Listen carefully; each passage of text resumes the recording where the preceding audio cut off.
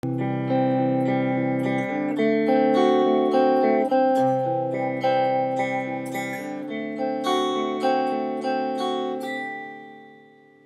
what we're going to do here is we're going to move on to another skill, which is arpeggios. So in each lesson, the format generally is that we start off with picking, and then we do 2 skills, and then we work on a song. We won't actually be touching on any songs today because we're still just finishing off the introduction, really just laying out the format for you here and giving you something to start off on this first checklist, so you know what the checklist is all about before you finish your introduction. So let's have a look. So we were learning the 2 chords C and D7. So what we want to do now is learn the arpeggios that go with those same chords. So the arpeggio side of it is really about the right hand, so it's this picking hand side of it. So I'm going to come up a little bit closer so you can see again what I'm doing. It's really just a picking exercise, so I'm bracing, but I'm going to be playing these strings here. So I'm going 1, 2, 3, 4, and then I'm going to the D7, which will be 4, 3, 2, 1, 4, 3, 2, 1. So 5, 4, 3, 2 string, and then 4, 3, 2, 1 string. So that will be the arpeggio. It'll be 1, 2, 3, 4, 1, 2, 3, 4. So let's just do that together. So 1, 2, 3, 4, 1, 2, 3, 4. And practice the picking before you do the chords. Getting used to that. Again, 1, 2, 3, 4, 1, 2, 3, 4. One more. 1, 2, 3, 4, 1, 2, 3, 4. So again, if you need to pause the video, well, actually I recommend that you pause the video and just take 5 minutes to really practice that exercise, because it's going to get a little bit harder once we add the chords in. So for now, and this week, what you're going to do is you can really just stop between each 2. We want to get it to the point where we're going 1, 2, 3, 4 changed, and there's no actual break. But it's going to be a little bit hard. If you're a beginner, that'll be a little bit difficult to do just yet. Okay, so let's have a look. So you've got your C chord there, and remember you're going to be picking the 5, the 4, the 3, and the 2 strings. So it will sound like this. Again. And this is the harmonic arpeggio.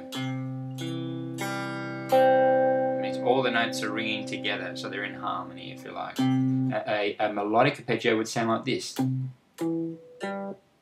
Not necessarily staccato, but they wouldn't ring together, they would just play one note after the other. The way to think about it is think of one like playing a chord, strumming, so you can hear all the notes at one time. So if you're playing them, you're introducing them one at a time, opposed to a melody, which would be like singing a song. La, la, la, la. You see, you can only sing one note at a time, so that's how it would sound. That's the melodic. Now, let's have a look at this C chord and see if you can just get those 4 notes. If you find that difficult to play all 4 notes in the arpeggio, just start off by playing the first 2. Just those 2. Remember to brace.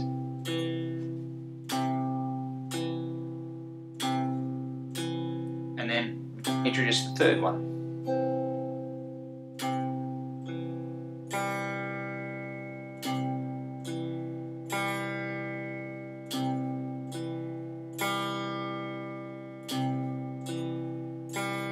And then the 4th there, the 2nd string.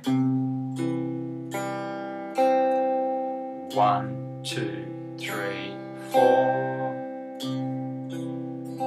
So then what you want to do is you want to be able to rotate it over, so you're rolling across on it. So you got 1, 2, 3, 4, 1, 2, 3, 4, 1, 2, 3, 4.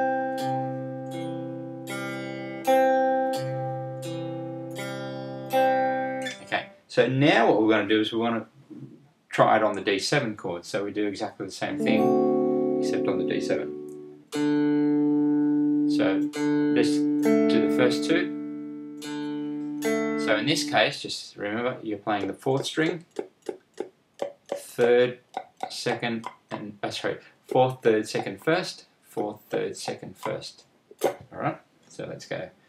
Playing the D7 chord, 4th, 3rd, 2nd, 1st. Okay. So let's start off 2 strings only, playing the 4th and the 3rd.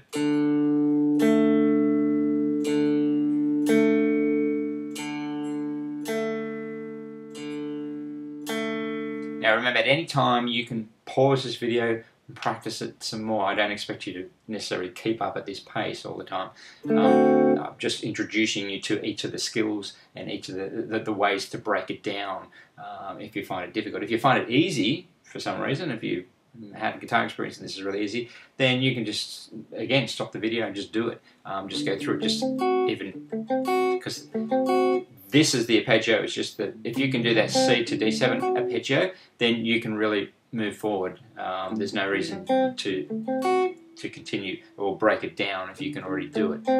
So this time it's going to be 4, 2, so 4, 3, 2, those 3 strings.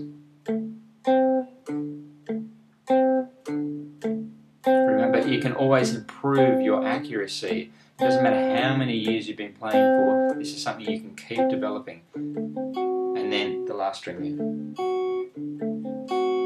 Now if you can do it easily, what I want you to try and do is mute it as well, so you're getting a little bit more effect in there. And even bring it back, so 1, 2, 3, 4, 1, 2. So it's like a 6/8. 1, 2, 3, 4, 5, 6. This is for the more advanced player. 1, 2, 3, 4, 5, 6. 1, 2, 3, 4, 5, 6. 1, 2, 3, 4, 5, 6. So 1, 2, 3, 4, 5, 6. 1, 2, 3, 4, 5, 6. So if you find it easy to do just the C to the D7 in 4, then do that 6/8 coming back. And what I mean by coming back is that you're going to be going, say, on the C here, going 5, 4, 3, 2, and back up. So down, down, down, up, up, up. And it's like 1, 2, 3, 4, 5, 6. Like I said, that's for the more advanced player, not for the beginner. Okay, so that covers the arpeggio, and that's really all we want to do. Is we want to cover 2 skills. We want to do picking and cover 2 skills. So whenever you do a practice session, depending on how long your session is, will depend on how much you cover. But every session should be broken down in this way. You should start with your picking, do one of your picking exercises each session. So you don't need to do lots of the picking exercises or go through all of them. Just pick one and focus on that and do it with your metronome. Once you've done that, then pick 2 skills. You can just rotate the skills. It's probably the easiest way. So today we did chords and arpeggios, and we covered the C and the D7. We're not trying to cover too much at one time. Even, again, if you've been playing for many years, you still want to focus on 1 or 2 things in each session. You don't want to try and do too much. So you can spend 10 minutes on each of the skills. So in this case, the chords, 10 minutes, the arpeggios, 10 minutes, the picking, 5 minutes. That gives you 25 minutes. And then in the last 5 minutes, then you can work on one of your songs once we get started on those songs. And then the idea from there is, if you then do an hour's worth of practice, is to repeat that, rotate it again. Do 5 minutes picking, skill for 10, and then song for 5. Now, the reason that we spend so much time on skills and not that much time on songs is because the skills should prepare you to play songs and learn songs. It shouldn't take you long to learn songs. When you learn a song, a new song, if you've got, depending on what your timetable is and how long you've got to learn it for, will depend on how much you focus on it. So you still keep your skill practice up. So, ideally aim for an hour of practice a day where you're doing most of the skill practice. And then if you need to prepare for a show or a band or something like that, then add that to it in terms of songs. So do an hour of practice just on songs. But always do your skill. Always make that hour a fundamental part of your skill practice. That's if you want to be a good player. If you're just really just doing it for fun, then half an hour a day is what you need. Even some people who are doing it for fun, they think they don't have to practice every day, but you do. If you don't do this daily, it's a bit like fitness. If you don't do something every day, then you really don't get results. And this is what we're all about. We want you to get the results because it creates momentum. If you take too long to get any result early, then you lose that momentum.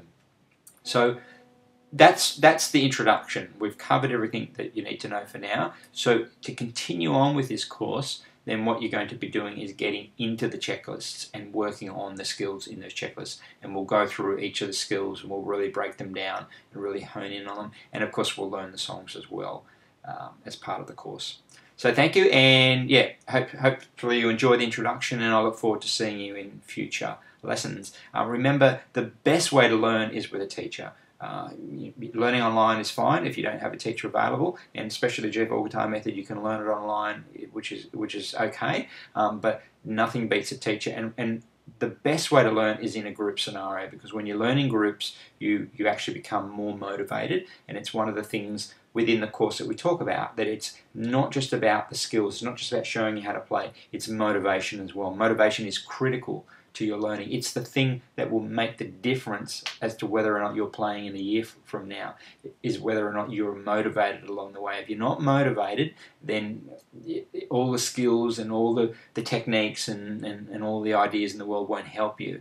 You need to be motivated, and as I said, the best way to stay motivated is to join a group, not do private lessons. Private lessons are okay, but group tuition is the absolute best way to learn. It's been proven again and again and again. I've done many I've done a lot of group teaching over the years, worked with many groups, and the groups are always inspired, they're pumped, they love it.